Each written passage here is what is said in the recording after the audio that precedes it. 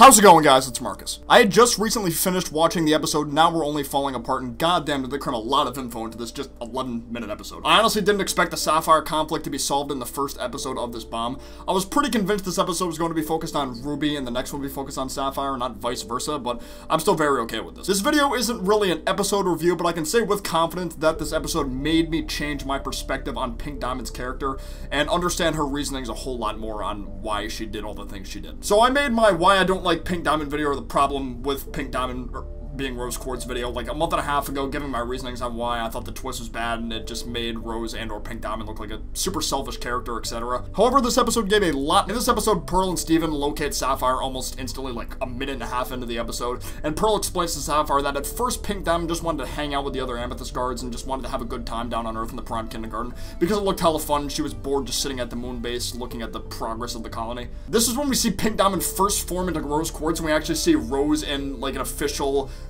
guard quartz uniform, which has been a design that a lot of people have been wanting to see for a while, and I'm so glad we got to see it in this episode. And she was pretending like she belonged with everybody. Pink was having a blast hanging out with all these guys, and it was so funny seeing Pearl act like one of Yellow and Blue Diamond's pearls, you know, just so respectful and proper. I also really liked how when all the other amethysts were popping out of their holes at one point, they said they were waiting for one more amethyst to pop out, 8XM, which is our amethyst. I really like how they referenced our amethyst in this flashback to reiterate that she stayed in the ground too long. She was there in spirit from the beginning, though. It's nice to know that. So after the amethyst bailed, Pearl suggested that they take more of a tour of the planet. That's when Pink Diamond began to really appreciate Earth's beauty as well as the life on Earth, since she briefly saw a family of what looked like to be cave people, very happy together gathering food and water. You know, like I said, this is the point where creating life from nothing, we're taking life and leaving nothing behind. That statement was woke as hell, I don't care. At this point, I was starting to feel a bit of sympathy, but at the same time, I was like, wait, hold up, I still have the thought of, why didn't Pink Diamond stop the colony herself as Pink Diamond? You know, she had the status, why couldn't she do anything with it?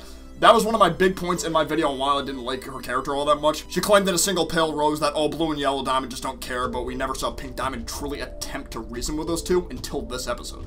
Pink was seen, you know, physically talking to Yellow, and Yellow just brushed her off and told her to finish what she started.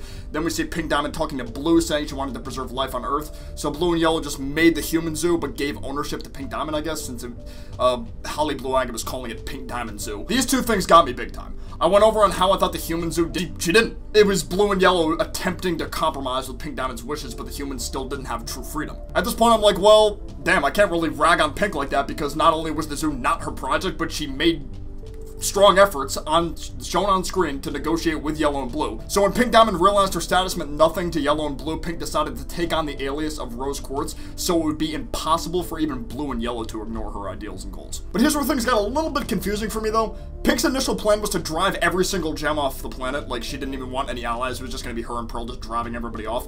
But that all changed when she saw Garnet form for the first time, and that implies Pink Diamond didn't even have any followers yet. But when the episode The Answer aired, which showed more of the specifics of this flashback, Garnet's narration during the episode made it seem like Rose already had her goals established, and that Pink Diamond had already been quote-unquote shattered, because there was a point when Rose and Pearl first arrived on the scene, and Rose was like, Blue Diamond, we're not gonna let you finish this colony. And I took this as Pink Diamond was already quote-unquote shattered if Blue was the one finishing the colony. But apparently that wasn't the case according to this episode. Garnet accidentally fusing was what formed Pink Diamond's final goal, to let other gems be whoever they want, no matter what type of gem.